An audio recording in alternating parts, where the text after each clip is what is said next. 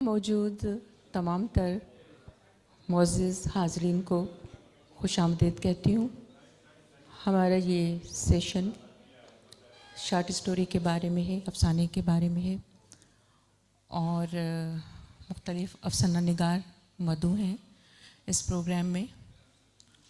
اس programme کے توسط سے ہم جانیں گے کہ مختلف زبانوں کا جو ادب ہے اس ادب کی کیا انفرادیت ہے جب وہ ادب زبان کی چاشنی سے ہم آہنگ ہو جاتا ہے. ہر زبان کے ادب میں آپ کو زمین کی گہرائی کے رنگ بھی ملیں گے اور لوک ادب کا عکس بھی آپ کو نظر آئے گا. اس کے علاوہ اس خطے کی مٹی کی زرخیزی بھی محسوس ہوگی. یقینی طور پر یہ سیشن ہم سب کے لیے بہت اچھی نشست، معلوماتی نشست شامل ہوگی. میں گزارش کرتی ہوں اپنے شرکاء کو کہ وہ تشریف لائیں. سب سے پہلے میرے سامنے ڈاکٹر فاطمہ حسن تشریف فرمائیں. ان سے گزارش ہے کہ وہ اسٹیج پہ تشریف لائیں. شاعری اور ادب کے حوالے سے انتہائی منفرد نام ہے. فاطمہ حسن کی شاعری کی 3 کتابیں آ چکی ہیں. حال ہی میں کہانیوں کا مجموعہ کہانیاں گم ہو جاتی ہیں. کہانیاں بہت خوبصورت لکھتی ہیں اور کہانیوں کی ٹیکنک پر ایسا محسوس ہوتا ہے جیسے انہیں مکمل دسترس ہو. کہانی کو سمجھتی ہیں، محسوس کرتی ہیں، سمجھ کے اور محسوس کر کے لکھتی ہیں، اور زندگی کے عام کردار ان کی کہانیوں میں شامل ہو کے خاص بن جاتے ہیں. فاطمہ حسن انجمن ترقی اردو پاکستان کی اعزازی سیکرٹری ہیں. آپ کو علمی ادبی خدمتوں کے اعتراف میں تمغہ امتیاز ملا ہے، لیکن سب سے بڑی بات جو ہے محبت ہے پڑھنے والوں کی، وہ ان کے لیے سب سے بڑا اعزاز ہے. اب گزارش کرتی ہوں میں ڈاکٹر شاہد حمید صاحب کو یا حمید شاہد صاحب کو کہ وہ تشریف لائیں. فکشن کے حوالے سے بہت بڑا نام، اور ان کے بھی فکشن کے حوالے سے بہت خوبصورت کتابیں اور ناول منظر عام پر آ چکے ہیں. گزارش کرتی ہوں عرفان احمد عرفی صاحب کو کہ وہ تشریف لائیں. 2 افسانوی مجموعے شاید موجود ہیں. اچھا. کلثوم زیب صاحبہ پشتو زبان کی شاعرہ اور ادیبہ ہیں، لیکن اس وقت مجھے یہاں نظر نہیں آ رہی ہیں. وہ ہمارے اس پروگرام میں شامل ہیں. محترمہ شمیم اختر صاحبہ درس و تدریس کے شعبے سے وابستہ ہیں اور سندھی زبان میں شاعری اور افسانے انہوں نے زیر تحریر کیے ہیں، اور حال ہی میں ان کا افسانہ آیا ہے میرا جوگن.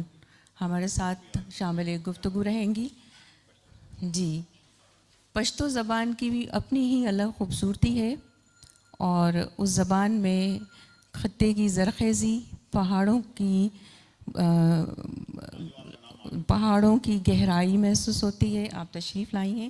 کلثوم زیب شاعرہ افسانہ نگار ہیں. ان کا تعلق پشاور سے ہے. اردو اور پشتو دونوں زبانوں میں یکساں طور پر لکھتی ہیں. پشتو میں شاعری کرتی ہیں.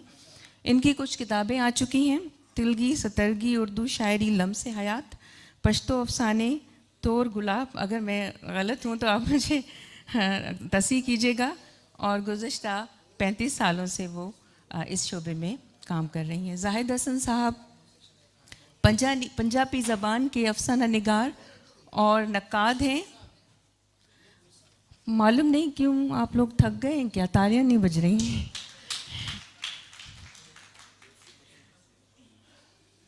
پنجابی کے افسانہ نگار اور نقاد ہیں. 4 پنجابی ناولوں کے مصنف ہیں.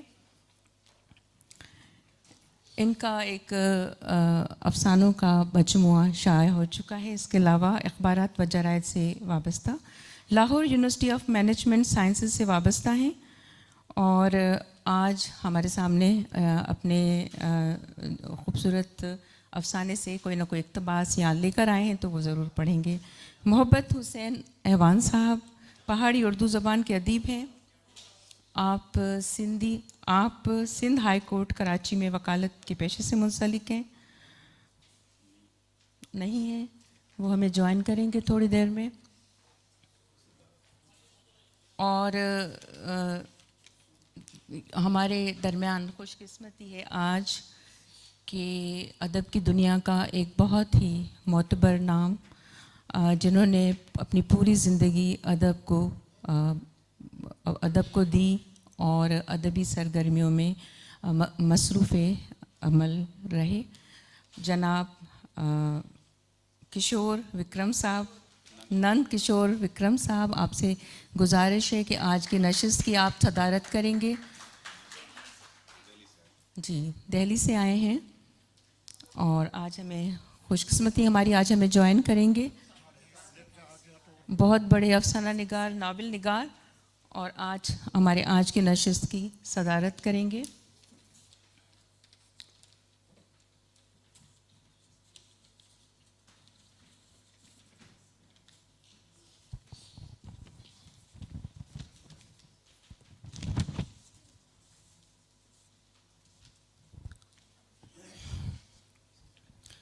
اب پروگرام کا ہم آغاز کرتے ہیں. ہماری دو بہت ہی خوبصورت افسانہ نگار اور ناول نگار دنیا میں نہیں ہیں. خالدہ حسین صاحبہ پاکستانی فکشن کی بنیاد ڈالنے والوں میں سے ہیں، اور ان کے جو مختلف افسانے اور ناول ہیں ان کی اپنی ایک اہمیت ہے. کاغذی گھاٹ، میں یہاں ہوں، دروازہ علامتی انداز سے لکھتی رہیں، اور اس کے علاوہ ویسٹرن لٹریچر کا مطالعہ انہوں نے کیا، اور اس کی جھلک ان کے افسانوں میں اور ان کے ناولوں میں محسوس ہوتی ہے. تو میں ڈاکٹر صاحب آپ سے گزارش کروں گی کہ آپ اس حوالے سے ہمیں کچھ بتائیے. الطاف فاطمہ بھی ہیں. جی حسن ناصر صاحب سے گزارش ہے کہ وہ بھی تشریف لائیں.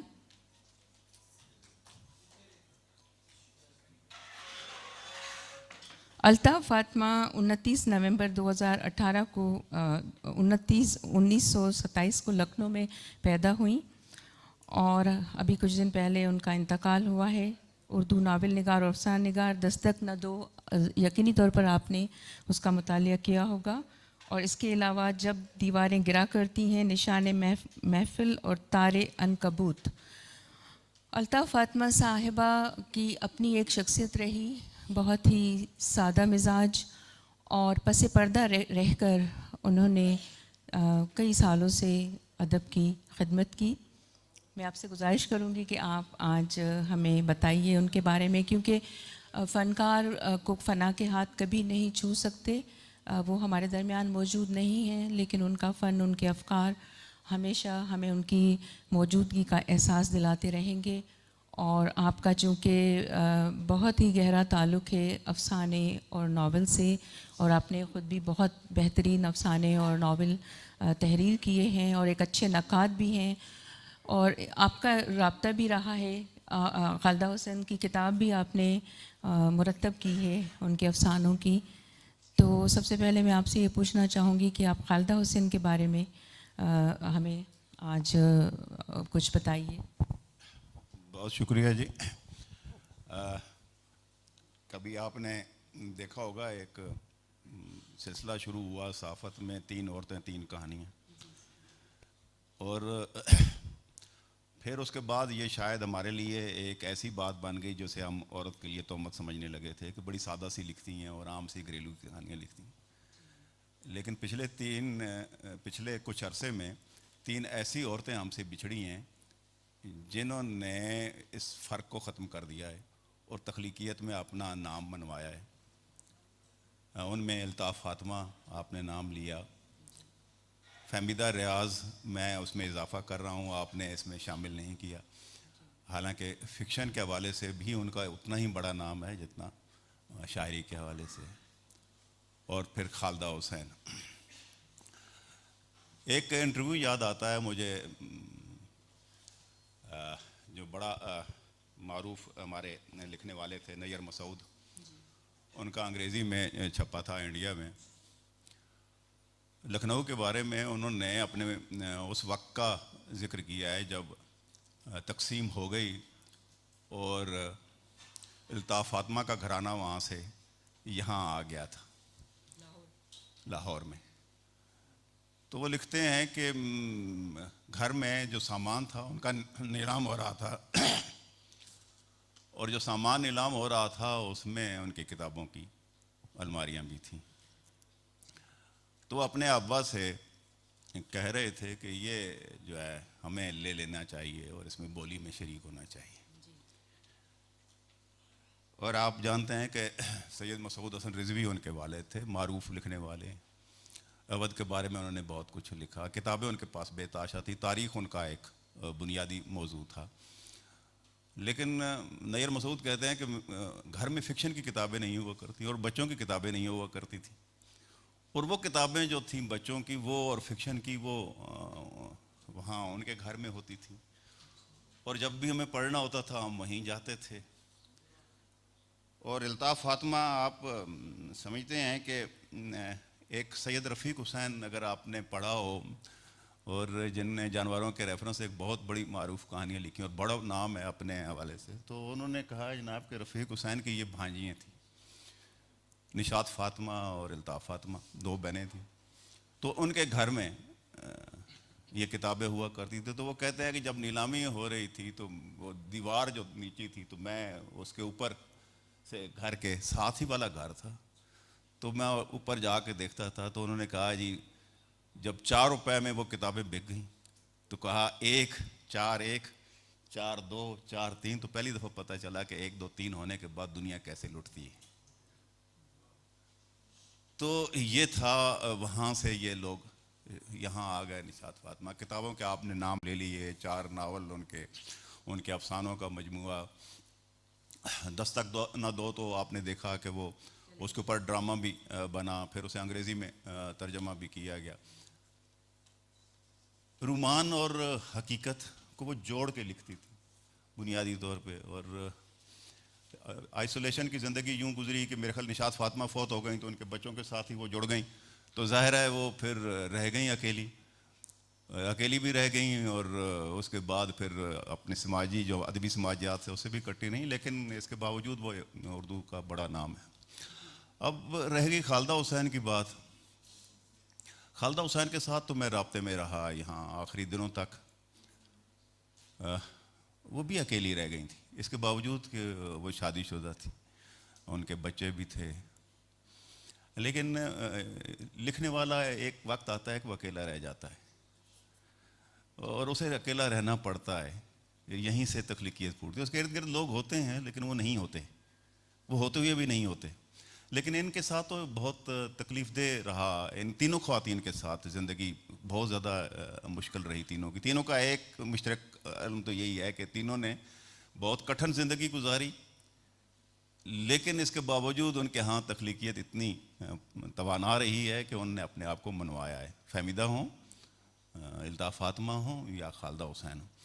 خالدہ حسین صرف یہ نہیں جو آپ نے فرمایا ابھی کہ وہ تجرید یا علامت میں رکھتی تھی, ان کے ہاں کہانی پوری طرح موجود بھی ہوتی. مثلاً ابھی جو میں جن مصروف عورت کی کہانیاں آپ دیکھ لیں, میں یہاں ہوں کی کہانیاں دیکھ لیں, یا جو آخری مجموعہ جو میں نے مرتب کیا ہے ان کی کہانیوں میں آپ دیکھ لیں, اور بطور خاص جو دادی جان آج چھٹی پہ ہیں وہ افسانہ پڑھ لیجئے, یا انہوں نے جو دہشت کے حوالے سے جو اتنے افسانے لکھے ہیں ان کو آپ پڑھ لیجئے, یا ان کا ناول جو ہے کاغذی گھاٹ اسے دیکھ لیجئے. تو آپ کو محسوس کریں گے کہ بہت توانا نثر لکھنے والی, اور صرف لفظ کے سامنے تک رک نہیں جانے والی, اس کے پیچھے جانا ہے, اس کے پیچھے جاتی تھی, اور وہاں جو دائرے ہیں, وہاں جو خط ہیں, وہ ان کو تلاش کرتی تھی, اس کے اندر ایک معنویت پیدا کر دیتی. ایسا ہنر بہت کم لکھنے والوں میں ہوتا ہے جو خالدہ حسین کے ہاں تھا. میں یہ سمجھتا ہوں کہ ہم نے اس پچھلے عہد میں, پچھلے کچھ مہینوں میں ہم بہت بڑی لکھنے والی 3 خواتین کو ہم سے چھوٹ گئے. بڑے تخلیقی وجود جو تھے ہم سے بچھڑ گئے. تو آج کا اجلاس ہم انہی کے نام کر رہے ہیں. بہت شکریہ جی. جی بالکل, انہیں ہم ہماری یادوں میں شامل ہیں اور ہمیشہ رہیں گی. اور جو آپ نے بات کی اس سے میں بالکل متفق ہوں کہ جو تخلیق کار ہے اور عمر کے آخری حصے میں نہ فقط وہ رویوں کو محسوس کرتا ہے بلکہ اس کا جو ایک تخلیقی کرب، ایک تخلیقی جو احساس ہے تنہائی کا، وہ اس کے ساتھ ساتھ چلتا ہے. اور میں نے بالکل فہمیدہ صاحبہ کے چہرے کو جب بھی میں نے دیکھا، میں نے ہمیشہ ان کے چہرے پر اسی تنہائی کی مختلف کہانیاں محسوس کی. اور یقینی طور پر خالدہ حسین صاحبہ، الطاف فاطمہ صاحبہ بھی اسی دور سے گزری. اور دور حاضر کے بھی بہت سارے لوگ، ایک آئسولیشن ایک تخلیق کے پاس ہوتی ہے. فاطمہ حسن صاحبہ، آپ کا چونکہ رابطہ رہا ہے ادب سے بہت گہرا، افسانہ میں نے ابھی افسانوں کا کے مطالعہ میں نے ابھی کیا ہے حال ہی میں، کہ مجھے آپ کے افسانے بہت پسند آئے، اچھے لگے، اور شاعری تو میں آپ کی پڑھتی رہی ہوں. تھوڑا سا مختصراً ہمیں بتائیے گا کہ افسانے کو اگر ہم لکھیں بہت بہترین طریقے سے تو کیا کن چیزوں کو ہم مد نظر رکھیں، مختصراً ہمیں یہ بتا کے.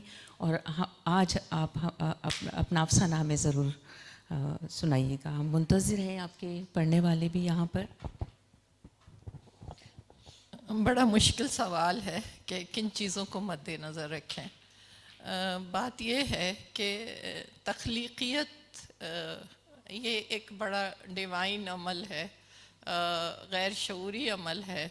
اور جب کوئی تخلیق کے اس سے عمل سے گزرتا ہے تو اسے پتہ نہیں ہوتا کہ وہ کس سمت نکلے گا. لیکن اس کے پیچھے ایک بہت بڑا لاشعور ہوتا ہے کہ ہم شروع سے پڑھ رہے ہوتے ہیں. یعنی میں اپنے حد تک تو یہ کہوں گی کہ میں بچپن سے جو میں نے کہانیاں پڑھنی شروع کی تو آج تک ایسا نہیں ہوتا ہے کہ رات کو ایک آدھ کہانی پڑھے بغیر سو جاؤں.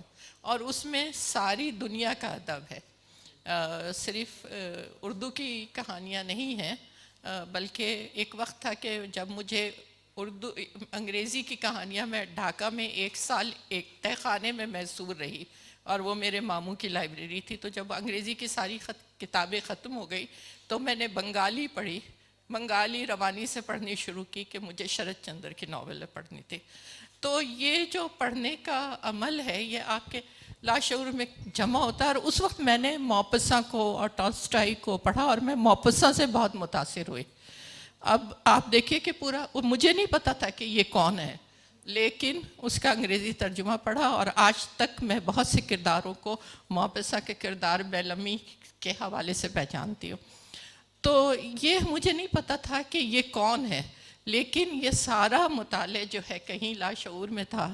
اور میں نے جب میں انٹر میں تھی، ڈھاکئی میں تھی، تو میری 2 کہانیاں شائع ہوئی تھیں. پھر کراچی آئی تو افکار میں 73 میں میری کہانی جو 36 نمبر اور پری میچور برتھ اس میں ہے، وہ 73 کی کہانیاں. پھر مارشل لا لگ گیا اور میں انفارمیشن ڈپارٹمنٹ میں تھی. وہ میری زندگی کا کربناک ترین دور تھا کہ یونیورسٹی سے نکلی، انفارمیشن ڈپارٹمنٹ میں چلی گئی. حالات ایسے تھے کہ نوکری چھوڑ نہیں سکتی تھی اور مجھے ایسا لگتا تھا کہ جیسے میں غلط جگہ بیٹھی ہوں. تو میری وہ کہانی جو فہمیدہ کو بہت پسند آئی تھی، بدلتی ہوئی جون، جس میں ایک لڑکی اپنے کو اژدہا بنتے، سانپ بنتے دیکھ رہی ہے، سانپوں کے درمیان بیٹھی ہے اور سانپ بنتے دیکھ رہی ہے. اور آخر میں وہ یہ ایک اژدہے سے کہتی ہے کہ مجھے یہ اس جگہ سے نکالو. تو وہ کہتا ہے میری پیٹھ پہ بیٹھ جاؤ. تو وہ پھر پیٹھ پہ بیٹھ کے اژدہے کے چلی جاتی ہے. اور جب وہ اس جگہ کو پار کرتی ہے تو لوگ اس سے بھی ڈرنے لگتے ہیں. تو وہ اژدہا جو تھا وہ اس بیوروکریسی کا اژدہا تھا جس پر میں بیٹھی ہوئی تھی. اور یہ اس کا زمانہ تھا ضیاء الحق کا. تو یہ جو کرب کہانیوں میں، تو پھر وہ دور بھی آیا کہ جب ہم کھل کے لکھ سکتے تھے. تو جو میری لیٹسٹ کہانیاں ہیں وہ کہانیاں ہیں یعنی کہانی کے انداز میں. لیکن میں سمجھتی ہوں، جی میں سمجھتی ہوں کہ جو آپ نے وضاحت بھی کر دی کہ اچھی کہانی لکھنے کے لیے، تحریر کرنے کے لیے مطالعے کی اہمیت بھی بہت ضروری ہے، مشاہدہ بہت ضروری ہے، کرب کا ہونا بھی ضروری ہے. آج آپ ہمیں کیا سنائیں گی؟ افسانہ ہے مشترکہ بچہ. سندھی میں گڈیل بار، اس کو ٹرانسلیشن کیا مشترکہ بچہ. جب سے نئے اسکول میں تبادلہ ہوا تھا تب سے سکون کی نیند سے محروم ہو گئی تھی. ایک تو اسکول کی دوری اور اوپر سے اسکول پہنچنے کے لیے آمد و رفت کا نظام آدھا ادھورا اور مشکل، سو بہت اکتا گئی تھی۔ علل صبح اٹھنا پڑتا تھا، نماز پڑھ کر صفائی کو لگ جاتی، اس کے بعد باورچی خانہ سنبھالنا ہوتا تھا، ناشتہ بناتے بناتے 10 دفعہ خاور کو اٹھانا پڑتا تھا، تب جا کر وہ اٹھتا تھا۔ وہ جب تک واش روم سے فارغ ہو تب تک میں ناشتہ ڈائننگ ٹیبل پر لگا دیتی اور خود اسکول کے لیے تیاری میں لگ جاتی۔ خاور کے کپڑے رات کو ہی الماری سے نکال کر باہر رکھ دیتی تھی تاکہ علل صبح کو ہنگامہ نہ کر دے۔ جب تک ناشتہ کرتا تب تک میں تیار ہو جاتی تھی۔ خاور مجھے بس تک چھوڑ کر خود آفس کے لیے نکل جاتا تھا۔ بس یہی کوئی بس تھی جیسے اس جہان میں ہی پل صراط سے گزرنا تھا۔ ایک طرف بس کھٹارا تو دوسری طرف بس میں انسانوں کے ساتھ بھیڑ بکریاں بھی سوار۔ ہر وقت خوف کہیں کپڑے نہ خراب ہوں، اوپر سے علل صبح مانگنے والی عورتوں کے جھنڈ بس میں سوار ہوتے تھے۔ میلی کچیلی عورتیں جو مہینہ بھر میں نہاتی نہ ہوں گی، جلد کی سفیدی کے لیے کریم رگڑ رگڑ کر منہ دانوں سے بھر گیا تھا۔ کریم نے کچھ چہروں کی تو آدھی کھال بھی ادھیڑ دی تھی، ایسے لگتا تھا گالوں سے خون بھی ابھی نکلے گا۔ وہ ان چہروں پر پاؤڈر کا گہرا لیپ کر دیتی تھیں تاکہ خوبصورت دکھائی دیں۔ منہ گٹکے سے بھرا ہوتا، جہاں بس اسٹاپ کر ہوتا وہاں تھوکنے کی عادت سی تھی۔ کبھی اگر ہوا کا رخ بدلا تو پیک کی چھینٹیں صاف کپڑوں پر آ جاتے اور بندہ اندر باہر جل بھن جاتا تھا، پر کچھ کہہ بھی نہیں پاتا، خام خواہ کا خوار ہونا تھا، سو غصہ پی کر اسکول جانا پڑتا تھا۔ روز روز کے اس جہاد کی وجہ سے صبح صبح موڈ خراب ہو جاتا تھا اور اسکول پہنچ کر بچوں کو پڑھانا عمر قید کی سزا لگتی تھی۔ مجھے ان مانگنے والی عورتوں پر حیرت ہوتی تھی، وہ روزانہ 70 روپے آنے اور 70 روپے جانے کا کرایہ دے کر اور اتنا لمبا سفر کر کے اس چھوٹے سے شہر میں مانگنے آتی تھیں۔ 140 روپے بھرنے کے بعد ان کے پاس کیا بچتا ہوگا جس سے وہ اپنا گزر سفر کرتی ہوں گی؟ سوال ذہن میں گھومتا رہتا، پر میں نے کبھی بیٹھ کر ان سے پوچھا نہیں۔ آج بھی کام کاج نپٹائے اور بس میں جا کر سوار ہوئی تو بس مانگنے والی عورتوں سے اٹی تھی۔ مشکل سے جگہ ملی، دیر تک آنکھیں موندے لمبے سانس لے کر اپنا آپ پرسکون ہونے کی کوشش کرتی رہی۔ بس چلی تب آنکھیں کھولی اور اطراف دیکھا۔ بس کی اگلی سیٹ پر فروٹ اور سبزی کے کریٹوں سے بھری تھی۔ یہ پہلی سواری تھی جو چھوٹے شہر کو جاتی تھی، اس لیے منڈی کا سامان بھی اسی بس سے چھوٹے شہر کو جاتا تھا۔ کریٹس والی سیٹ کے بعد وہی جانے پہچانے چہرے تھے۔ ان میں سے کچھ محکمہ صحت کے ملازم تھے، کچھ استاد تھے، وہ بھی میری طرح ڈیوٹی کی وجہ سے اس سفر میں تھے۔ ان کے بعد عام خلق تھی بشمول ان مانگنے والی عورتوں کے۔ ان مانگنے والی عورتوں میں سے ایک عورت کی گود میں 7-8 ماہ کا بچہ تھا۔ تھوڑی دیر کے بعد اس نے وہ بچہ دوسری عورت کو تھما دیا۔ اب دوسری عورت بچے کو سہلا رہی تھی۔ کچھ دیر کے بعد وہی بچہ ایک دوسری عورت کی گود میں تھا۔ بچہ سب عورتوں کے ساتھ ایسے مانوس تھا جیسے وہی اس کی سگی ماں ہو۔ بچہ باری باری سب عورتوں سے ہوتا ہوا اب میرے ساتھ بیٹھی ایک بھاری بھرکم عورت کے ہاتھوں میں تھا۔ اب مجھ سے رہا نہ گیا، میں نے پوچھ ہی لیا کہ اصل میں یہ بچہ تم میں سے کس کا ہے؟ اس کے جواب نے مجھے چونکا دیا، یہ ہمارا مشترکہ بچہ ہے، ہم سب اس کی مائیں ہیں۔ مشترکہ جائیدادیں، مشترکہ گھر اور زمینیں تو سنی تھیں، پر مشترکہ بچہ بھی ہوتا ہے یہ پہلی بار سن رہی تھی۔ وہ میرا اس طرح بھانپ گئی تھی، آپ ہی پھٹ پڑے۔ वैसे तो बच्चा उस गुलाबी कपड़ों वाली औरत की कोख से पैदा हुआ, पर अब ये हम सब की जिम्मेदारी है और हम सब मिलकर उसको पाल रहे हैं। इसने गुलाबी कपड़ों वाली औरत की तरफ इशारा किया। बच्चा मुश्तरका क्यों है, अपने माँ बाप का क्यों नहीं है? मैंने हैरानगी से पूछ लिया। हमें नहीं पता ये किस मर्द से है। इस औरत का खावंद बच्चे को पालने से मुकर गया है, सो अब ये हम सब का मुश्तरका बच्चा है। हमारी कमाई, चूल्हा चौका, घर एक है, तो बच्चा क्यों नहीं? मोटी औरत के जवाब से मैं कुछ ज़्यादा ही उलझ गई थी। जब ये औरत शादीशुदा है और शौहर भी मौजूद है, तो फिर उसके बाप के नामालूम होने का क्या मतलब? मेरा लहजा तंजिया था। ये रोज़ मांगने जाती हैं, हम रोज़ मांगने जाते हैं और शाम को अलुल हिसाब कुल कमाई अपने बड़ी के हाथ में देती हैं और फिर वो उन पैसों से घर चलाती है और हम सब मिलकर खाते हैं।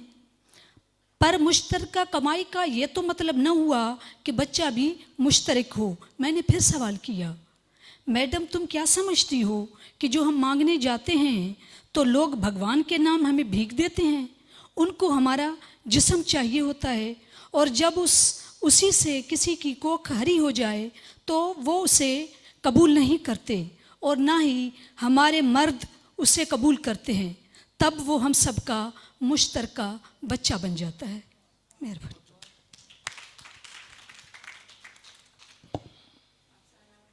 अफसाना ज़िंदगी का तर्जुमान है, मुशाहिदे का तर्जुमान है।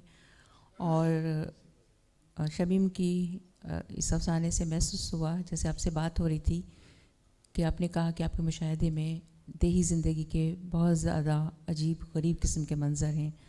इस सफ़र को आगे बढ़ाते हैं। कलसुम से पापी आज हमारे लिए पश्तो अदब से खूबसूरत इंतखाब लेकर आई हैं। आपसे गुजारिश करूँगी कि आप अपना मुख्तसर सा अफसाना हमें सुनाइए।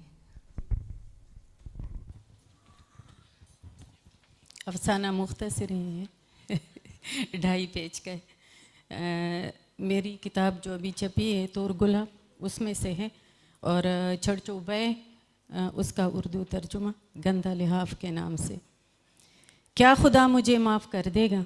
वो मेरी आंखों में आंखें डालकर यूं हसरत भरी आवाज़ में भर आई जिससे कलीजा कट कर रह गया। मैंने उसके चेहरे को गौर से देखा।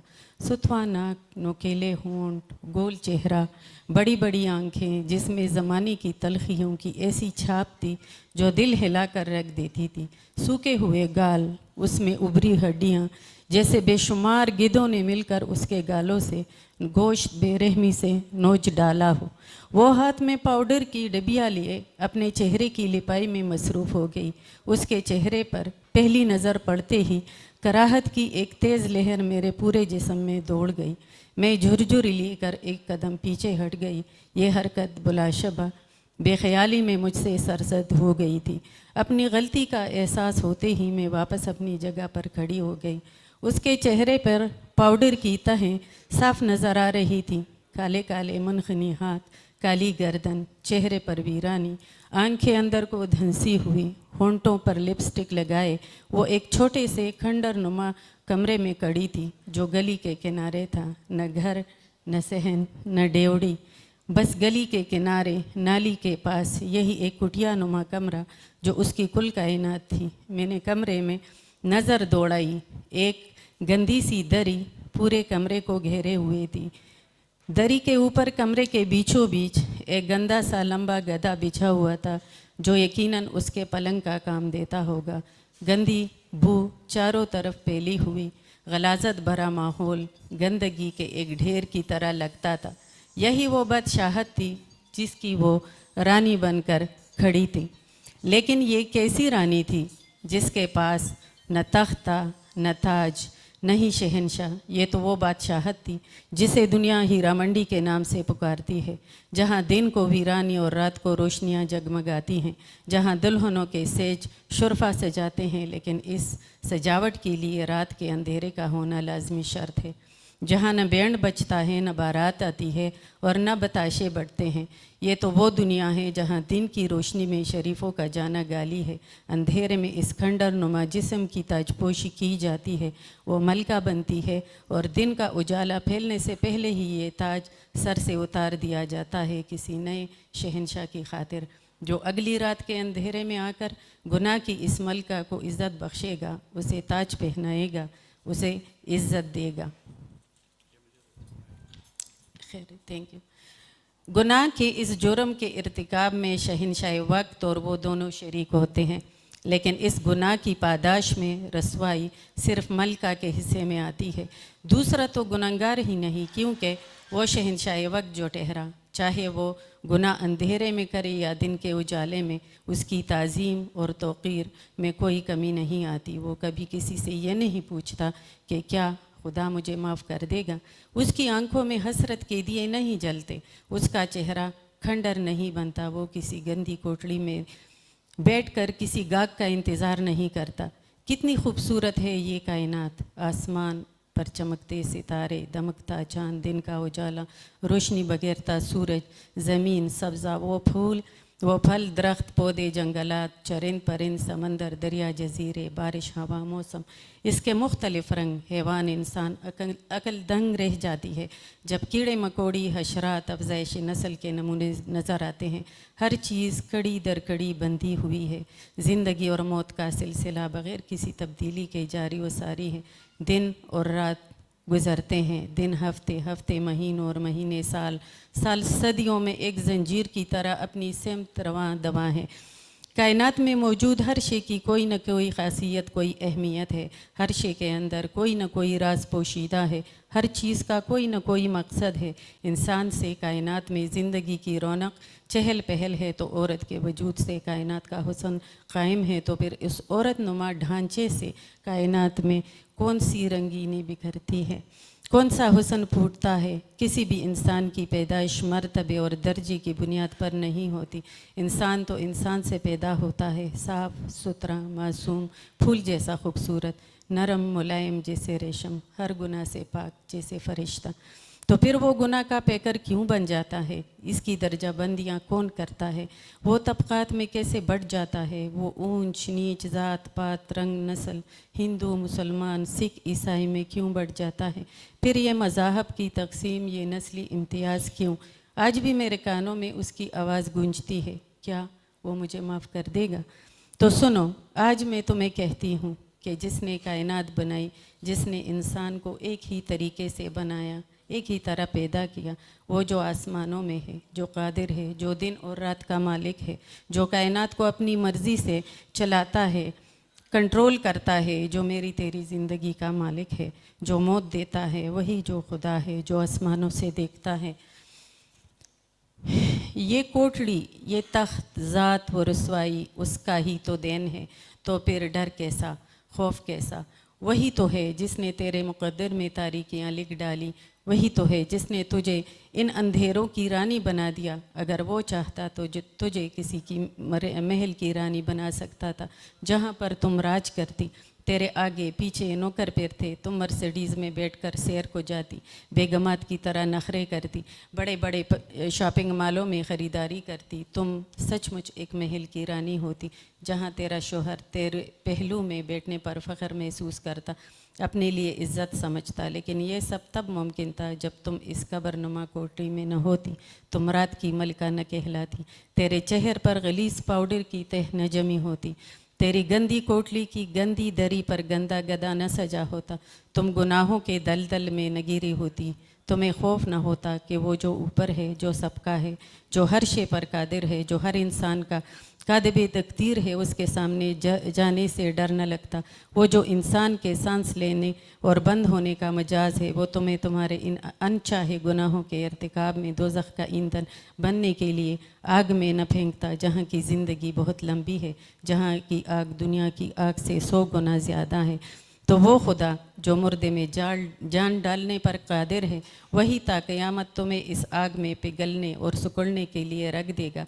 फिर एक दिन योम महशर होगा, उसमें तेरे अमाल तोले जाएंगे, मीज़ान लगेगा, अमाल नेक व बद का हिसाब होगा। फिर तुम क्या करोगी, क्या ये सब जो तुमने ज़िंदगी में झेला है, जो दुनियावी आग में तुम्हारा जिस्म पिघल कर और सिकुड़ कर एक ढांचे की शक्ल ढल गया है, तो क्या इस दोज़ख की ज़िंदगी से उस दोज़ख की ज़िंदगी तक वो कादिर मुतलक इंसाफ करेगा?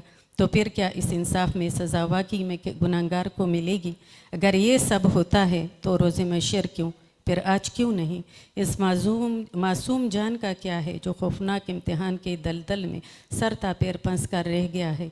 ये सब तो आज भी मुमकिन है। मैदान सच सकता है, मीज़ान लग सकता है, अमाल तोले जा सकते हैं, जन्नत मिल सकती है, सज़ा गुनहगार को मिल सकती है। फिर ये सब हो तो कभी भी कोई तारीख कोठरी के अंधेरे में खड़े होकर ये सवाल नहीं पूछेगी कि क्या वो मुझे माफ़ कर देगा? बहुत खूब। जाहिद हसन साहब पंजाबी के अफसाना निगार और नक़ाद हैं, 4 पंजाबी नावलों के मुसन्निफ़, एक अफसानवी मजमूआ शाया हो चुका है। तारुफ़ मैं इससे पहले करा चुकी हूँ आपका, और अफसाना ये असल में हमारे जितने मौजूद मेहमान बैठे हैं उनका इम्तिहान है, क्योंकि हम दौड़ते ही चीज़ें सुनने से हैं। तो बहरहाल ये है कि एक जो खुशी की बात है मेरे लिए कि वो पंजाबी में फ़िक्शन लिखा जाने लगा है बहुत ज़्यादा, और उसमें और बेशुमार वजूहात के साथ साथ एक वजह ये मेला भी है। जी जी। अच्छा, अब दूसरा मसला ये है कि मेरे पास जो मुख्तसर कहानी है वो पंजाबी की है। आप पंजाबी में सुना दीजिए। जी जी बिल्कुल, आप साथ साथ तर्जमा करते जाएं। नहीं, हमें समझ में आ जाती है बिल्कुल, आप पंजाबी और पंजाबी भी।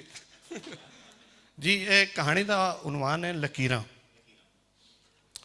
डॉक्टर आखदा है अंदर कैंसर निसर रहा है, कोई खून का एक अजिहा लोथड़ा जो अपने आल दुआले दियां थारां नूं छावां ते वसेरियां तों खाली कर दिंदा है, मुका दिंदा है। सारा सन वेला करके उत्थे अपना डेरा ला लैंदा है। पर मैनू तो अपना विचला इंज जापदा है जो रुखां दी कोई घन छावी जंगी होवे, जिहदे अंदर हर वेले इश्क दा मोर बुलेंदा रहिंदा है, जल्ली पाउंदा रहिंदा है। ये इश्के दियां रमज़ां वाला मोर है, मैं आखदी हाँ। वो मेरे तबीब पुत्र नूं दसदा है, वरजदा ते कावड़ींदा होया चंगा भला समझदार हो के एक की कीता है। गल बहुत वध गई है, अंदर नासूर बन गया है। असी ऑपरेशन राही सारा कुछ वढ़ के बाहर भी मारीए तो इहदियां जड़ां नहीं पुट सकते। औतर जाणियां दा मारू मरज है, ताइयों ते हारे ले सीना सड़दा बलदा रहिंदा है। पर जो भी होया हुण मैनू हीणिया नहीं पाउणा, ना अपने बालां सामने ये विखाड़ा करना है। मैं सोचदी हाँ, बैड उत्ते लम्मी पई उत्ते छत ते लकीरां उभरन लग पाउंदियां ने। पहली लकीर उभरदी है तो जबदे ही मिट जाती है। सामनेों कोड़ किरली छाल मारदी हुई छत दी नुकड़े बैठी मक्खी ते हमला करदी है। मैं वेखदी हाँ वो मौत बन के आउंदी है। कोड़ किरली ते मेरियां निगाहां सामने बनी लकीर नूं मिटा जाती है। उस लकीर ते पहले एक मक्खी बैठी आई जो मिटदी लकीर दे नाल ही मिट जाती है।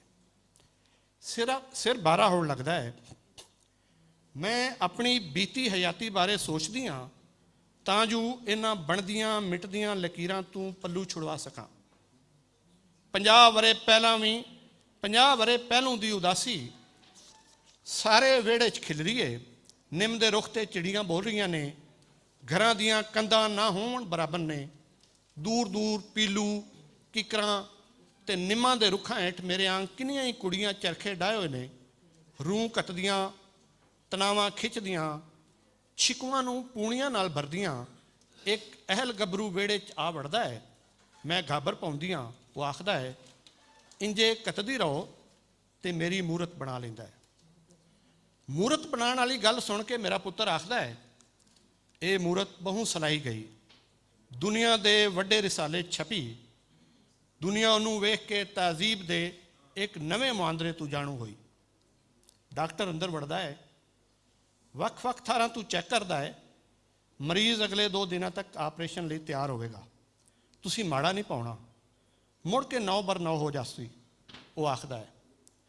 ਆਪਰੇਸ਼ਨ ਥੀਏਟਰ ਦੇ ਬਾਹਰ ਸਾਰੇ ਹੀ ਮੌਜੂਦ ਨੇ, ਮੇਰੀਆਂ ਭੈਣਾਂ, ਮੇਰੇ ਭਰਾ, ਉਹਨਾਂ ਦੀ ਔਲਾਦ, ਮੇਰੀ ਔਲਾਦ। ਮੇਰੇ ਪੁੱਤਰਾਂ ਦੇ ਚਿਹਰਿਆਂ ਉੱਪਰ ਦੁੱਖ ਤੇ ਨਾਉਮੀਦੀ ਦੀਆਂ ਲਕੀਰਾਂ ਨੇ।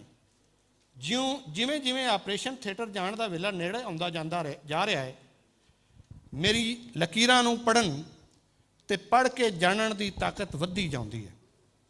ਮੇਰੇ ਹੱਥ ਦੀ ਨਬਜ਼ ਇੱਕ ਲਕੀਰ ਦੀ ਸ਼ਕਲ ਵਟਾ ਲੈਂਦੀ ਹੈ ਤੇ ਇੰਜ ਜਿਵੇਂ ਡਾਕਟਰ ਦਾ ਹੱਥ ਵੱਧ ਕੇ ਹੋਰ ਲਕੀਰ ਮਿਟਾ ਦਿੰਦਾ ਹੋਵੇ। ਸਜਰੀ ਸਵੇਰ ਦੀ ਲਕੀਰ ਉਭਰਦੇ ਹਲ ਦੀ ਉਸਰਦੀ ਹੈ। ਮੈਂ ਰੇੜਕੇ 'ਚ ਰੰਗੀਲ ਮਦਾਨੀ ਗੱਤਦੀਆਂ ਤੇ ਗੌਸਲ ਆਜ਼ਮ ਪੀਰ ਦਸਤਗੀਰ ਦਾ ਨਾਂ ਸੁਰਦੀ ਹੋਈ ਰਿੜਕਣ ਲੱਗ ਪਾਉਂਦੀਆਂ। ਪਿਓ ਦੀਆਂ ਦੁਧੇਲ ਖੱਗੜ ਮੱਝਾਂ ਦਾ ਜਾਗ ਲੱਗਾ ਹੋਇਆ ਦੁੱਧ ਚਾਟੀ ਦੇ ਕੰਢਿਆਂ ਤੋਂ ਵਗਣ ਲੱਗ ਪਾਉਂਦਾ ਹੈ। ਇਹਨੇ ਨੂੰ ਬਿਨਾਂ ਕੰਧਾਂ ਦੀ ਹਵੇਲੀ ਦੀਆਂ ਬੁਰੂਆਂ ਵਿੱਚੋਂ ਇੱਕ ਮਲੰਗ ਅੰਦਰ ਦੀ ਲੰਘ ਆਉਂਦਾ ਹੈ, ਜੋ ਗੀੜਾ ਬਾਣਾ ਤੇ ਹੱਥੀ ਖੁੰਡਾ, ਵੱਡੀਆਂ ਵੱਡੀਆਂ ਅੱਖਾਂ 'ਚੋਂ ਇੰਝ ਜਿਵੇਂ ਅੱਗ ਨਿਕਲਦੀ ਹੋਵੇ। ਅੱਲਾਹੂ ਦਾ ਆਵਾਜ਼ਾ ਲਾਉਂਦਾ ਹੈ ਤੇ ਨਾਲ ਹੀ ਦੁਆਵਾਂ ਦਿੰਦਾ ਹੋਇਆ ਆਖਦਾ ਹੈ, ਹਯਾਤੀ ਦੇ ਵਗਦੇ ਇਸ ਸ਼ਾਹ ਸਮੁੰਦਰ ਵਿੱਚੋਂ ਕਾਮਯਾਬ ਲੰਘ ਜਾਵੇਂਗੀ ਜੇ ਰਿੜਕਣ ਤੋਂ ਪਹਿਲਾਂ ਹੀ ਇੱਕ ਗਿਲਾਸ ਖੱਟੀ ਲੱਸੀ ਦਾ ਦੇ ਦੇਵੇਂ। ਅਜਿਹੀ ਲੱਸੀ ਜਿਹੜੀ ਨਾ ਤੇ ਥਿੱਦੀ ਹੋਵੇ ਤੇ ਨਾ ਹੀ ਉਹਦੇ ਅੰਦਰ ਮੱਖਣ ਦੀ ਕੋਈ ਛਿੱਡੀ ਹੋਵੇ। ਫਕੀਰਾ, ਇਹ ਕਿਵੇਂ ਹੋ ਸਕਦਾ ਹੈ ਜੋ ਰਿੜਕਣ ਤੋਂ ਪਹਿਲੇ ਬਿਨਾਂ ਛਿੱਡੀ ਦੇ ਤੇ ਥਿੱਦੇ ਬਿਨਾਂ ਤੈਨੂੰ ਲੱਸੀ ਦੇ ਦੇਵਾਂ? ਪਰ ਇਹਨੇ ਨੂੰ ਮੈਂ ਕਾਂ ਦੇ ਗਿਲਾਸ ਵਿੱਚ ਚਾਟੀ ਮੂਧੀ ਕਰਕੇ ਮੱਖਣ ਕੱਢੇ ਬਗੈਰ ਉਹਦੇ ਵਿੱਚ ਅੱਧ ਰਿੜਕਾ ਪਾ ਦਿੰਦੀ ਹਾਂ। ਮੈਂ ਹੈਰਾਨ ਹਾਂ ਜੋ ਲੱਸੀ ਸਾਫ਼ ਹੈ, ਖੱਟਾ ਬਾਹ ਮਾਰਦੀ, ਜਿਹਦੇ ਵਿੱਚ ਨਾ ਤੇ ਮੱਖਣ ਹੁੰਦਾ ਹੈ ਤੇ ਨਾ ਥਿੱਦਾ ਨਾ ਛਿੱਡੀ। ਫਕੀਰ ਲੱਸੀ ਪੀ ਲੈਂਦਾ ਹੈ ਤੇ ਨਾਲ ਹੀ ਨਾਰਾ ਲਾਉਂਦਾ ਹੋਇਆ ਦੁਆਵਾਂ ਦਿੰਦਾ ਬਾਹਰ ਨਿਕਲ ਜਾਂਦਾ ਹੈ। ਆਪਰੇਸ਼ਨ ਥੀਏਟਰ ਜਿਵੇਂ ਰਿਸ਼ਮਾਂ ਦੀ ਫੁਹਾਰ ਵਿੱਚ ਨਾ ਆਂਦਾ ਹੋਵੇ, ਲਕੀਰਾਂ ਹੀ ਲਕੀਰਾਂ ਚਿੱਟੀ ਸਫੈਦ ਰੋਸ਼ਨੀ ਦੀਆਂ।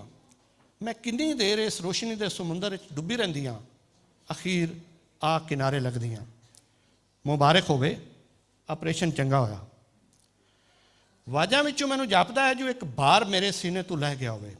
ਮੈਂ ਜਿਵੇਂ ਲਹੂ ਦੀ ਲਕੀਰ ਉਲਾਂਘ ਆਈ ਹੋਵਾਂ। ਖੁੱਲੀਆਂ ਹਵੇਲੀਆਂ, ਬਿਨਾਂ ਕੰਧਾਂ ਦੇ ਵਿਹੜਿਆਂ 'ਚੋਂ ਜਾਂਦੀ ਰਾਹ ਸਾਹਮਣੇ ਜਿਵੇਂ ਪੁਰਾਣੀ ਲੱਕੜ ਦੀਆਂ ਚੁਗਾਠਾਂ ਬਾਕੀ ਰਹਿ ਗਈਆਂ ਹੋਵਣ, ਬਾਕੀ ਸਾਰਾ ਕੁਝ ਮੁੱਕਾ ਗਿਆ ਹੋਵੇ। ਮੁੜ ਕੇ ਲਕੀਰਾਂ ਜਿਵੇਂ ਇੱਕ ਦੂਜੀ ਵਿੱਚ ਧਸ ਗਈਆਂ ਹੋਵਣ। 23-24 ਵਰਿਆਂ ਦੇ ਜੋਬਨ ਦੀ ਸਿਰ ਤੇ ਗੰਢ ਧਰੀ ਮੈਂ ਸਹੁਰੇ ਘਰ ਵੈਣ ਪੀ ਪਾਉਂਦੀ ਹਾਂ ਆਪਣੇ ਖੌਨ ਦੀ ਮੌਤ ਤੇ।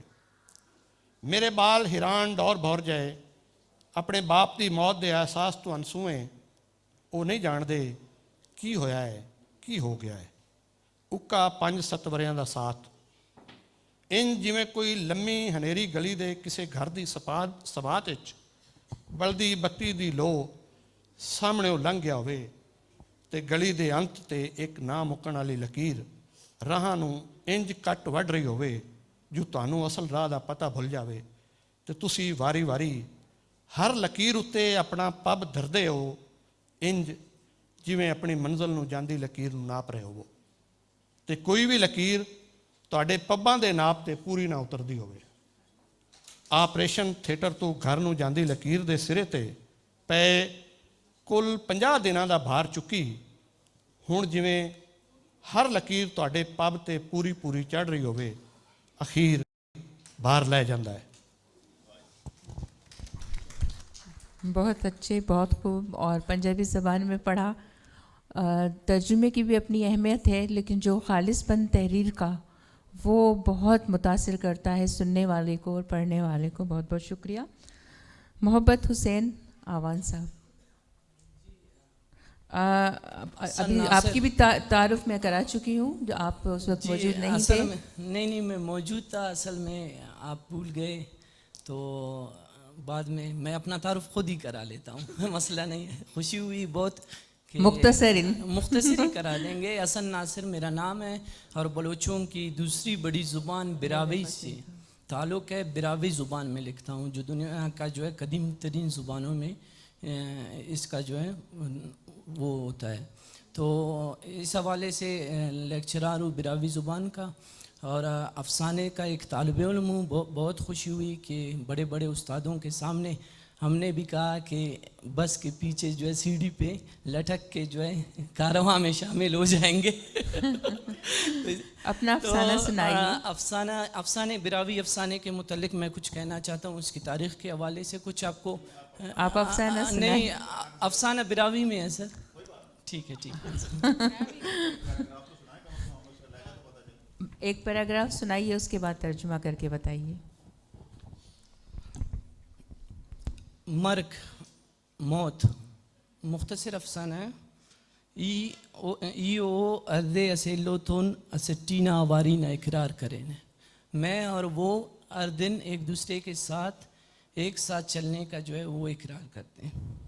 نی زندوسکنا آپ میری زندگی ہو. وہ پارے کہ نی زندوسکنا, وہ کہتی تھی کہ آپ میری زندگی ہو. اندھا زندٹ زند دیں گا, ایسی زندگی میں زندگی گزر گیا. وقت نہ رندک نہ روح جو نہ پاش مسور. وقت کے جو ہے بے رحم نشانات ہمارے روح اور جسم پر ظاہر ہونے لگے. داسا زند کنے ہم موکل خواہش, ابھی جو ہے زندگی مجھ سے اجازت مانگی. یہ ایسے وار آپ پواڑ کر ایسا سوچ کریٹ کہ نم تو کنا ہو رے انتہ داس کنے تنی آئے لے رہے. میں نے سوال کیا کہ آپ تو میرے ہو, کیوں ابھی مجھے اکیلا چھوڑ رہے ہو. مدان اواری نہ اقرار کول دا سٹی نہ قسم دان. تو ایک ساتھ چلنے کا جو ہے وعدے اور قسمیں, یہ سب کیا ہے. او پارے دا کل دروغ ہو. اس نے کہا یہ سب جھوٹ ہے. او نہ ورندی تو کنا پاخاک پر رنگار. اس کے جو ہے جواب سن کے جو ہے میں حیران پریشان ہو گیا. ای پارے ٹھن دا کل دروغ ہو. میں نے سوال کیا یہ سب جھوٹ ہے. داخ ہے وقت ناواری دروغ سختی سوری شیف برزی لنگڑی بزگی ٹینن اسیلو تو کوپے دا کل دروغ. ہم جو ہے سختی میں, بھوک میں, پیاس میں, ہر وقت ایک ساتھ, یہ سب جھوٹ. ای نا جوڑی ٹینے گراٹ ہے دا کل دروغ. میں بیماری میں آپ کو جو ہے کھینچتا تھا, آپ مجھے, یہ سب جھوٹ. دا سالہ تا پندرو اندے توبے صبح شام درو پھل بلبل پھر برسات درو. یہ سب جھوٹ. یہ سالوں کا سفر جھوٹ. یہ سورج, یہ صبح, یہ شام جھوٹ. پھل, یہ بلبل, یہ پھول بلبل اور برسات جھوٹ. یہ چاندنی اور ستارے سب جھوٹ. یہ جنگل صحرا دریاب سب جھوٹ. کیا میں جھوٹ, آپ جھوٹ, تو سچ کیا ہے. تو اس نے جو ہے ایک کہا مار کے میرا ہاتھ چھوڑ دیا. اس نے کہا حقیقت یہی ہے. Thank you. جی, خوشی اس بات کی ہے کہ آج ہمارے ساتھ نند کشور وکرم صاحب تشریف فرما ہے. تھوڑی دیر پہلے باہر بھی ان سے گفتگو ہو رہی تھی اور بات چیت ہوئی. تو ان کے اندر بھی مختلف ادوار کے مختلف تحریکیں ادب میں چلیں, افسانہ, ناول اور مختلف مکتبہ فکر کے لوگ. آج خوشی اس بات کی کہ آج آپ ہمارے درمیان ہیں. یہ افسانے آپ نے سنے. آپ اس حوالے سے کیا کہنا چاہیں گے کہ جو افسانے کا سفر ہے اس کو آپ کیسے دیکھتے ہیں؟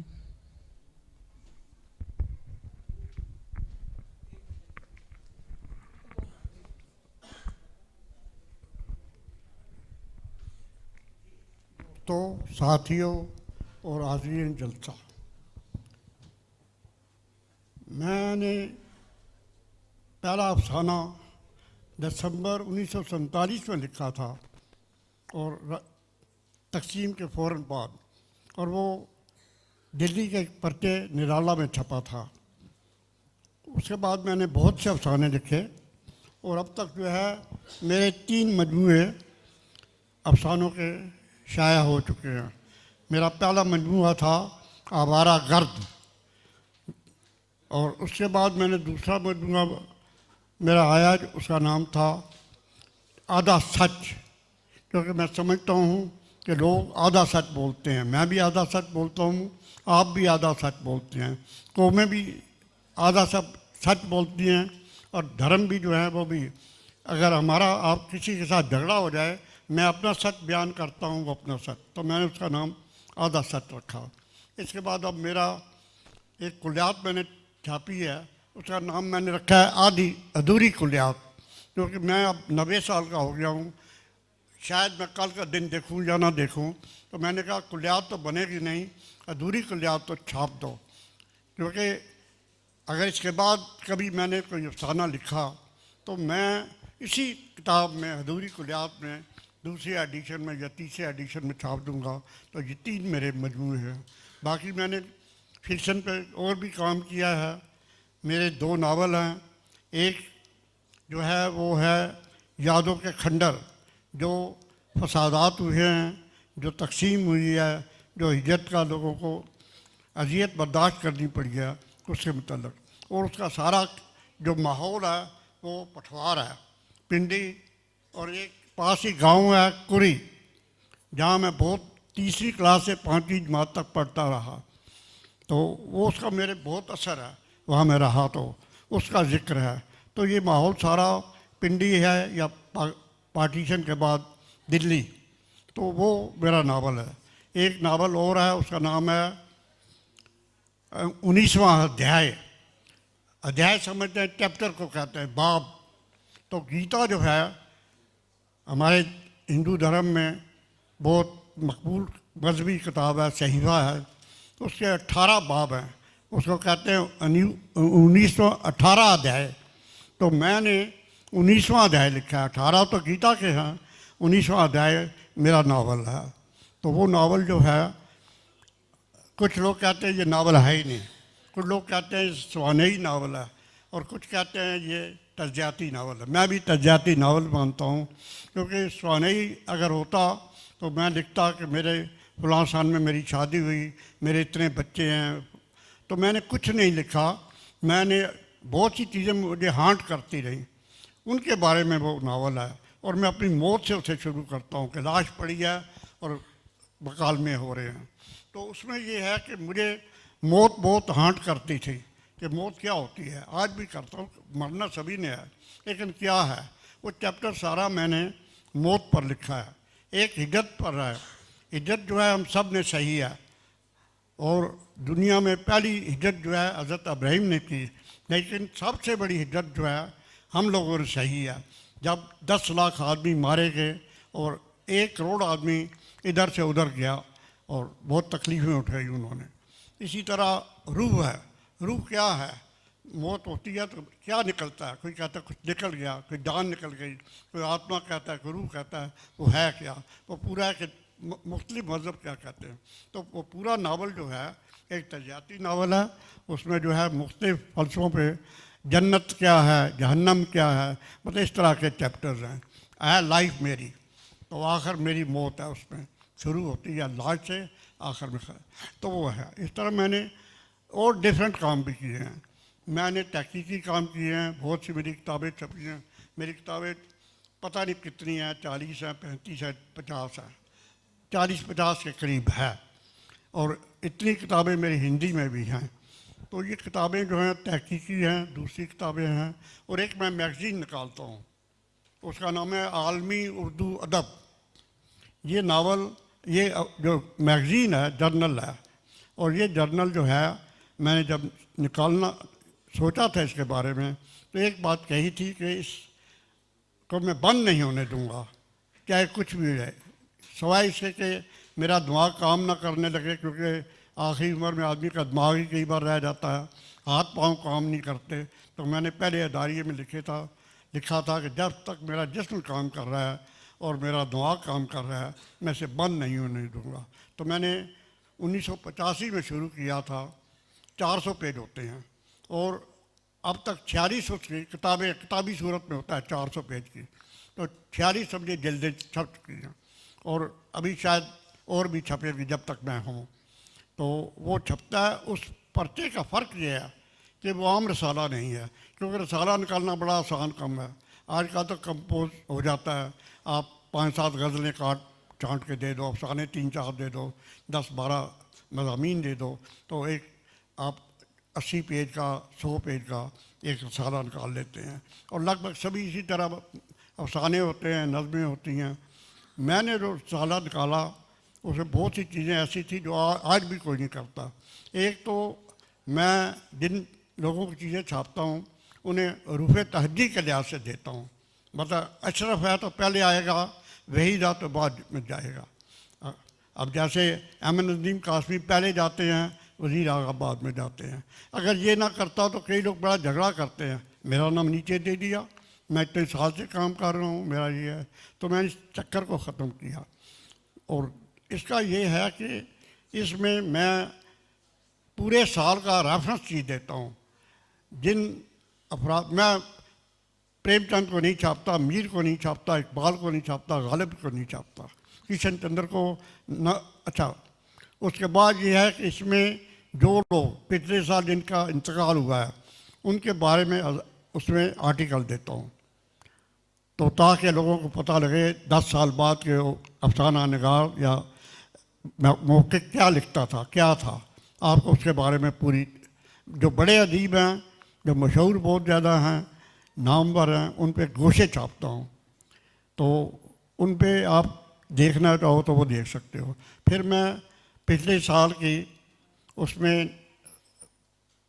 15, 20, 30 गज़लें ले लेता हूँ, 10, 12, 15 नज़में ले लेता हूँ। और ख़ास चीज़ है किताबियात। मैं किताबियात में देता हूँ कि हिंदुस्तान पाकिस्तान में कौन सी किताब छपी है। उसमें आपको मिलेगा कि मैं किताब का नाम देता हूँ, मौजू देता हूँ, मुसन्नफ़ का नाम देता हूँ, एक लाइन में कीमत देता हूँ, सफ़हात देता हूँ, आगे नाशर का नाम दे देता हूँ। तो इस तरह लोगों को किताब के बारे में पता लग जाता है। जैसे 2019 है, 2018 की, अब जो मेरा आ रहा है 2018 के बारे में होगा, तो उसमें जो किताबें हैं 2018 की, मैं चाहता हूँ कि ज़्यादा से ज़्यादा लोगों के बारे में, किताबों के बारे में मालूम हो। अगर कोई भी बेचता है मैं उसे छापता हूँ। ना भी मुझे किताब की ज़रूरत नहीं होती, मुझे कहीं से भी मिल जाए तो मैं छापता हूँ। दूसरा, वफ़ियात छापता हूँ। 100-125 आदमियों के बायोडेटा देता हूँ जिनका इंतकाल हो जाता है। तो एक रेफरेंस एनुअल है, ये मैं छापता हूँ। और ये छपता है जुलाई अगस्त में। और इसका दूसरी जिल्द जो छपती है दिसंबर में, वो शख्सियात नंबर होती है। जैसे मैंने पहला हबीब जालिब पे निकाला था, जब उनका इंतकाल हुआ, उसके उनकी बरसी मैंने मनाई थी। बहुत अच्छा गैदरिंग थी कॉन्स्टिट्यूशन क्लब में नई दिल्ली में, और उसमें मैंने हबीब जालिब नंबर पेश किया था। उसके बाद जो है मैंने देविंदर इसर नंबर किया, अहमद नदीम कासमी नंबर किया, अशफाक अहमद पे नंबर किया है, कश्मीर लाल जाकिर पे किया है, गोपी चंद नारंग पे किया है। तो इस तरह मैं कोशिश करता हूँ एक बार हिंदुस्तान का छपे, एक बार पाकिस्तान की शख्सियत।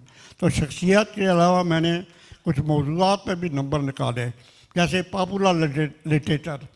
हम लोग जो है कुछ अदब समझते हैं कि ये लोग अदीब नहीं हैं, ये अदब आलिया नहीं है, हालांकि वो किताबें हम पढ़ते हैं, उनके नावल पढ़ते हैं। तीरथ राम फौजपुरी, उसके नावल शायद मेरी एज के लोगों ने बहुत पढ़े हैं। और मज़े की बात यह है, आज भी उतनी किताबें नहीं छपती। उनकी 5000 जिल्दें छपती थी हर महीने, एक नावल लिखते थे 5000, और वो ख़रीदार नहीं, जो उनका वीपी बेचते थे 5000 आदमियों के। आज भी कोई पर्चा जो है 5000 नहीं बिकता। और ये किताब जो है 5000 भाई वीपी भेजी जाती थी तो छपती थी। इन लोगों के बारे में लोगों का ख्याल है, जैसे दत्त भारती है, गुलशन नंदा है, इस तरह बहुत से लोग, इब्न सफ़ी हैं, तो इन लोगों को अदीब नहीं मानते हम, हालांकि इनको पढ़ते भी हैं। तो मैंने एक नंबर निकाला है पॉपुलर लिटरेचर। उसके बाद जो है एक मैंने नंबर निकाला है धार्मिक नंबर, जिसमें मज़हब जो है हिंदू धर्म, जैन धर्म, उनमें जो अदीब हैं, अब सिख अदीब हैं, सिखों के बारे में लिखा कि सिख धर्म के बारे में, फिर सिख अदीब जो हैं उनकी पूरी फहरिस्त दी है, ताकि लोगों को पता लग जाए कि उर्दू के लिखने वाले कौन हैं। तो इस तरह मैंने नंबर कुछ निकाले हैं। और अब मैंने लेटेस्ट मेरा जो है इब्न सफ़ी इस पर है, मुश्ताक अहमद यूसुफी पे, वो नंबर अभी आया है। मैं बैग साथ रखता था, आज मैं छोड़ आया, वरना मैं एक कहानी भी सुनाता आपको। बहरहाल मैं लिख रहा हूँ, कितना लिखा है, जो लिखा है काफ़ी लिखा है।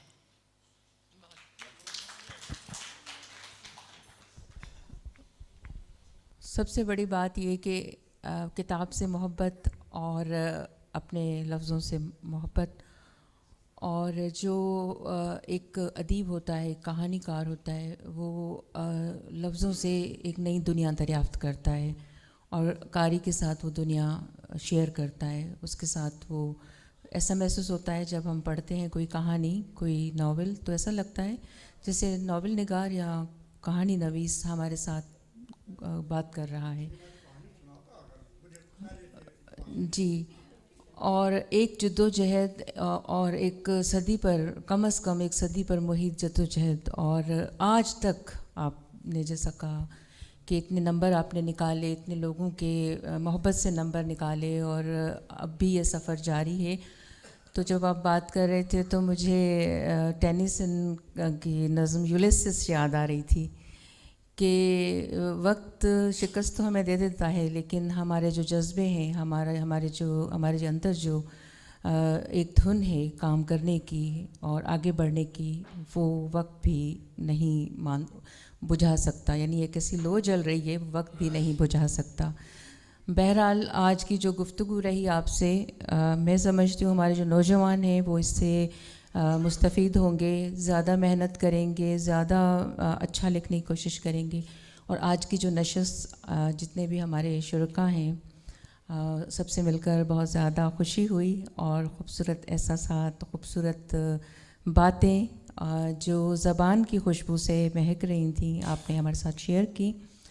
اور یہ سلسلہ ہمیشہ جاری رہے گا. جیسے آپ نے کہا کہ اس ادبی میلے کی وجہ سے بہت سی ایسی زبانیں جن میں ادب شائع نہیں ہوتا تھا، وہ بھی متحرک ہو گئی ہیں. تو ایک لحاظ سے جو انسینٹیو دیا ہے وہ جاری رہے گا، اور آپ بھی اپنی یہ کتابیں جمع کرائیے گا ہمارے پاس افسانوں کے ترجمے کے ساتھ، تاکہ پھر آئندہ کبھی جس طرح اب آج کتابیں آپ نے دیکھیں، کیونکہ ابھی تھوڑا سا وقت ہے اس لیے میں یہ بات کر رہی ہوں کہ باتیں تو ہواؤں میں اڑ جاتی ہیں، لیکن جب ہم اسے ان باتوں کو کتاب کی صورت لے کر آتے ہیں تو وہ ادب محفوظ ہو جاتا ہے، وہ ہمیشہ کے لیے ہوتا ہے.